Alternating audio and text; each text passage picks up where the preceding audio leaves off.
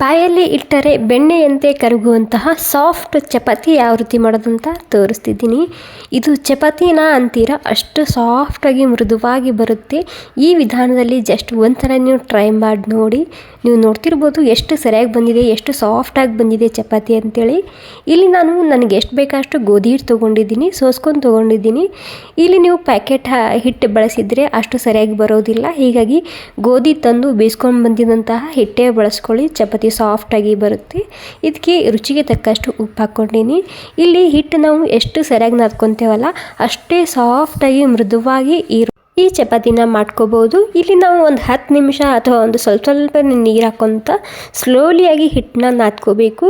So ಮೊದಲೇ ಹೇಳಿದಾಗೆ ನಾವಿಲ್ಲಿ ಎಷ್ಟು ಸರಿಯಾಗಿ ಹಿಟ್ಟು ನಾದ್ಕೊತೇವಲ್ಲ ಅಷ್ಟೇ ಸಾಫ್ಟಾಗಿ ಮೃದುವಾಗಿ ಬರುತ್ತೆ. ನೀವು ನೋಡ್ತಿರ್ಬೋದು ಸ್ವಲ್ಪನೇ ನೀರು ಹಾಕ್ಕೊಂತ ನಾನಿಲ್ಲಿ ಹಿಟ್ಟನ್ನ ನಾದ್ಕೊತಿದ್ದೀನಿ. ಮತ್ತು ನೀವು ಗೋಧಿ ಬೀಸ್ಕೊಂಡು ಬರ್ತಿರಲ್ಲ ಆ ಟೈಮ್ನಲ್ಲಿ ಇದನ್ನು ನೀವು ಸಣ್ಣಗೆ ಬೀಸ್ಕೊಂಬರ್ಬೇಕು, ಅಂದ್ರೇ ಸಾಫ್ಟಾಗಿ ಮೃದುವಾಗಿ ಬರುತ್ತೆ.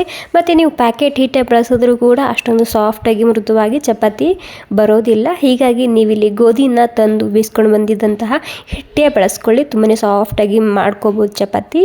ನಾನು ಒಂದು 10 ನಿಮಿಷ ಹಿಟ್ಟು ನಾದ್ಕೊಂಡಿದ್ದೆ. ಆಮೇಲೆ ಇದಕ್ಕೆ ಒಂದು ಸ್ವಲ್ಪನೇ ಕೈಗೆ ನೀರು ಹಚ್ಕೊಂಡು ಮತ್ತೆ ಒಂದು 2 ನಿಮಿಷ ಈ ರೀತಿ ನಾದ್ಕೊತಿದ್ದೀನಿ. ಈ ರೀತಿ ನಾದೋದ್ರಿಂದ ಇದು ತುಂಬಾ ಸಾಫ್ಟಾಗಿ ಮೃದುವಾಗಿ ಹಿಟ್ಟು ಮಾಡ್ಕೋಬೋದು.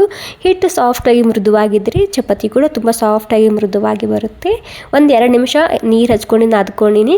ಮತ್ತು ಇದಕ್ಕೆ ಸ್ವಲ್ಪ ಎಣ್ಣೆ ಹಾಕಿ ಮತ್ತೆ 1 ನಿಮಿಷದಕ್ಕೆ ಸಾಫ್ಟಾಗಿ ಹಿಟ್ಟನ್ನ ನಾದ್ಕೊತಿದ್ದೀನಿ. ಫೈನಲಿ ನೀವು ನೋಡ್ತಿರ್ಬೋದು ಎಷ್ಟು ಸಾಫ್ಟಾಗಿ ಮೃದುವಾಗಿ ಬಂದಿದೆ ಅಂತೇಳಿ ಹಿಟ್ಟ. ಕೊನೆಗೆ ಇದಕ್ಕೆ ಒಂದು ಸ್ವಲ್ಪನೇ ಎಣ್ಣೆ ಹಚ್ಚಿ ಒಂದು 10ರಿಂದ 15 ನಿಮಿಷ ರೆಸ್ಟ್ ಮಾಡ್ಕ ಬಿಡಬೇಕಾಗುತ್ತೆ. ಅಂದರೆ ಹಿಟ್ಟು ನಾದಿದ ಮೇಲೆ ಒಂದು 2 ನಿಮಿಷ ಕೈಗೆ ನೀರು ಹಚ್ಕೊಂಡು ಸಾಫ್ಟ್ ಮಾಡ್ಕೊಂಡಿನಿ. ಆಮೇಲೆ ಮತ್ತೆ 1 ನಿಮಿಷ ಎಣ್ಣೆ ಹಚ್ಚಿ ಸಾಫ್ಟ್ ಮಾಡ್ಕೊಂಡಿನಿ. ಇವಾಗ ಇದಕ್ಕೆ ಸ್ವಲ್ಪ ಎಣ್ಣೆ ಹಚ್ಚಿ ಒಂದು 10-15 ನಿಮಿಷ ರೆಸ್ಟ್ ಮಾಡ್ಕ ಬಿಡಬೇಕು. ನೋಡಿ ಇವಾಗ 15 ನಿಮಿಷ ಬಿಟ್ಟಿದ್ದ. ಇನ್ನು ನೋಡ್ತಿರ್ಬೋದು, ನೋಡ್ದೇ ನಿಮ್ಗೆ ಗೊತ್ತಾಗ್ತಿರ್ಬೋದು ಎಷ್ಟು ಸಾಫ್ಟಾಗಿ ಬಂದಿದೆ ಹಿಟ್ಟು ಅಂತೇಳಿ. ಈ ರೀತಿ ಹಿಟ್ಟು ನಾದ್ಕೊಂಡ್ರೆ ಅಷ್ಟೇ ಸಾಫ್ಟಾಗಿ ಚಪಾತಿನ ಮಾಡ್ಕೋಬೋದು. ಒಂದು 15 ನಿಮಿಷ ರೆಸ್ಟ್ ಮಾಡ್ಕ ಬಿಟ್ಟಿದ್ದ. ಇವಾಗ ಚಪಾತಿನ ಮಾಡಿ ತೋರಿಸ್ತಿದ್ದೀನಿ. ಇಲ್ಲಿ ಗೋಧಿ ಹಿಟ್ಟೆ ತೊಗೊಂಡಿದ್ದೀನಿ, ಸೋಸ್ಕೊಂಡು ತೊಗೊಂಡಿದ್ದೀನಿ.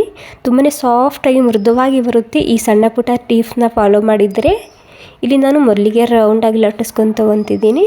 ಇಲ್ಲಿ ಸ್ವಲ್ಪ ಎಣ್ಣೆ ಮತ್ತು ಹಿಟ್ಟನ್ನ ಹಾಸ್ತಿದ್ದೀನಿ.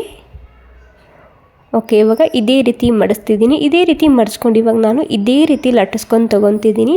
ಈ ರೀತಿ ಮಾಡೋದ್ರಿಂದ ತುಂಬಾ ಲೇಯರ್ ಆಗಿ ಬರುತ್ತೆ, ಅಂದರೆ ತುಂಬಾ ಪದರ ಆಗಿ ಬರುತ್ತೆ ಚಪಾತಿ. ನೀವು ಬೇಕಿದ್ರೆ ರೌಂಡಾಗಿ ಕೂಡ ಮಾಡ್ಕೋಬೋದು, ಏನೂ ಆಗೋದಿಲ್ಲ. ಸೊ ಈ ರೀತಿ ಮಾಡಿದರೆ ತುಂಬ ಸಾಫ್ಟಾಗಿ ಮೃದುವಾಗಿ ಬರುತ್ತೆ. ನೀವು ಬೆಳಗ್ಗೆ ಮಾಡಿದರೆ ರಾತ್ರಿ ತನಕ ಇದು ಸಾಫ್ಟಾಗಿ ಇರುತ್ತೆ, ಯಾಕೆಂದರೆ ಇದರಲ್ಲಿ ಬಹಳಷ್ಟು ಲೇಯರ್ ಬರುತ್ತೆ ಅಲ್ವಾ, ಹೀಗಾಗಿ. ಓಕೆ, ಇವಾಗ ಲಟ್ಟಿಸ್ಕೊಂಡಾಗಿದೆ. ಇವಾಗ ಜಾಸ್ತಿ ತೆಳ್ಳಗೆ ಕೂಡ ಲಟ್ಟಿಸ್ಕೋಬಾರ್ದು, ಸ್ವಲ್ಪ ದಪ್ಪನೇ ಇರಲಿ. ಇನ್ನೊಂದು ಮಾಡಿ ತೋರಿಸ್ತಿದ್ದೀನಿ. ಅದೇ ರೀತಿ ರೌಂಡಾಗಿ ಲಟ್ಟಿಸ್ಕೋಬೇಕು. ಲಟ್ಟಿಸ್ಕೊಂಡಾದ್ಮೇಲೆ ಇಲ್ಲಿ ಒಳಗಡೆ ಹಿಟ್ಟು ಮತ್ತು ಎಣ್ಣೆನ ಹಚ್ತಿದ್ದೀನಿ. ಈ ರೀತಿ ಮಾಡಿದರೆ ಮಕ್ಕಳಿಗೆ ಕೂಡ ತುಂಬ ಇಷ್ಟ ಆಗುತ್ತೆ ಈ ಚಪಾತಿ. ಓಕೆ, ಒಂದು ಸ್ವಲ್ಪನೇ ಜಾಸ್ತಿ ಎಣ್ಣೆ ಹಚ್ಬೇಕಂತೇನಿಲ್ಲ, ನೀವು ಸ್ವಲ್ಪ ಹಚ್ಚಿದ್ರೂ ಭೀ ತುಂಬಾ ಸಾಫ್ಟಾಗಿ ಮೃದುವಾಗಿ ಬರುತ್ತೆ ಈ ಚಪಾತಿ. ಓಕೆ, ಇವಾಗ ಇದೇ ರೀತಿ ಮತ್ತೆ ಒಂದು ಸ್ವಲ್ಪನೇ ನಾನಿಲ್ಲಿ ಲಟ್ಟಿಸ್ಕೊಂಡು ತೊಗೊತಿದ್ದೀನಿ. ಮತ್ತು ಜಾಸ್ತಿ ತೆಳ್ಳು ಕೂಡ ಲಟ್ಟಿಸ್ಕೋಬಾರ್ದು, ಸ್ವಲ್ಪ ದಪ್ಪನೇ ಇರಲಿ. ಸೈಡ್ನಲ್ಲಿ ಇವಾಗ ಹಂಚು ಕೂಡ ನಾನು ಬಿಸಿ ಮಾಡೋದಕ್ಕೆ ಇಟ್ಟಿದ್ದೀನಿ. ಓಕೆ, ಇವಾಗ ಸದ್ಯಕ್ಕೆ ನಾನು ಒಂದು 2 ಚಪಾತಿ ರೆಡಿ ಮಾಡ್ಕೊಂಡು ಇವಾಗ ಹಂಚು ಕೂಡ ಬಿಸಿಯಾಗಿದೆ. ಒಂದು ಸ್ವಲ್ಪ ಎಣ್ಣೆ ಹಚ್ತಿದ್ದೀನಿ. ಇಲ್ಲಿ ಹೈ ಫ್ಲೇಮ್ದಲ್ಲಿ ಬೇಯಿಸ್ಕೋಬಾರ್ದು ಚಪಾತಿ, ಆಮೇಲೆ ಇದೆ ಕಚ್ಚಾ ಅನಿಸುತ್ತೆ. ಹೀಗಾಗಿ ಹಂಚ ಬಿಸಿಯಾಗಿದ್ದರೆ ನೀವು ಇದನ್ನು ಮೀಡಿಯಮ್ ಗ್ಯಾಸ್ ಇಟ್ಕೊಳ್ಳಿ. ಮೀಡಿಯಮ್ ಗ್ಯಾಸ್ನಲ್ಲಿ 2 ಕಡೆಗೆ ಎಣ್ಣೆ ಅಥವಾ ತುಪ್ಪನ ಹಚ್ಚಿ ಬೇಯಿಸ್ಕೊಳ್ಳಿ. ಎಷ್ಟು ಸಾಫ್ಟಾಗಿ ಮೃದುವಾಗಿ ಬರುತ್ತೆ ಅಂತ ನಿಮ್ಗೆ ಗೊತ್ತಾಗುತ್ತೆ. ವಾವ್, ನೋಡಿ ಎಷ್ಟು ಸಾಫ್ಟಾಗಿ ಮೃದುವಾಗಿ ಕಾಣ್ತಿದೆ ಅಲ್ವಾ ಚಪಾತಿ. ಅಷ್ಟೇ ರುಚಿಯಾಗಿರುತ್ತೆ. ಈ ವಿಧಾನದಲ್ಲಿ ಟ್ರೈ ಮಾಡಿ ನೋಡ್ಬೋದು. ಮತ್ತು ನಿಮಗೆ ಏನಾದರೂ ಕನ್ಫ್ಯೂಷನ್ ಇತ್ತಂದರೆ ನೀವು ಕಾಮೆಂಟ್ ಮೂಲಕ ಕೇಳ್ಬೋದು. ನಿಮ್ಮ ಪ್ರತಿಯೊಂದು ಕಾಮೆಂಟ್ಗೂ ನಾನು ರಿಪ್ಲೈ ಮಾಡ್ತೀನಿ.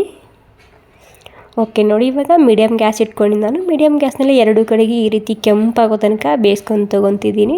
ಸೂಪರ್ ಸಾಫ್ಟಾಗಿರುವಂತಹ ಗೋಧಿ ಹಿಟ್ಟಿನ ಚಪಾತಿ ರೆಡಿಯಾಗಿದೆ. ಈ ಸಣ್ಣ ಪುಟ್ಟ ಟಿಪ್ಸ್ನ ನೀವು ಫಾಲೋ ಮಾಡಿ ನೋಡಿ, ನೀವು ಮಾಡುವಂತಹ ಚಪಾತಿ ಕೂಡ ಇದೇ ರೀತಿ ಸಾಫ್ಟಾಗಿ ಬರುತ್ತೆ. ಮತ್ತು ನೀವು ಇಲ್ಲಿ ಲೋ ಕ್ವಾಲಿಟಿದು ಗೋಧಿ ಬಳಸಿದ್ರೂ ಕೂಡ ಇಲ್ಲಿ ಚಪಾತಿ ಹಾರ್ಡಾಗಿ ಬರುತ್ತೆ, ಸಾಫ್ಟಾಗಿ ಬರೋದಿಲ್ಲ. ನೋಡಿ ಎಷ್ಟು ಪದರಾಗಿ ಬಂದಿದೆ ಅಂತೇಳಿ. ಈ ರೀತಿ ನೀವು ಬೆಳಗ್ಗೆ ಮಾಡಿದರೆ ಇದನ್ನು ನೀವು ರಾತ್ರಿ ತನಕ ಹಾಗೆ ಸಾಫ್ಟಾಗಿ ಇಟ್ಕೊಂಡು ರಾತ್ರಿ ಊಟಕ್ಕೆ ಕೂಡ ಇದನ್ನೇ ಬಳಸ್ಕೋಬೋದು. ಅಷ್ಟು ಸಾಫ್ಟಾಗಿ ಮೃದುವಾಗಿ ಬರುತ್ತೆ. Okay, thank you.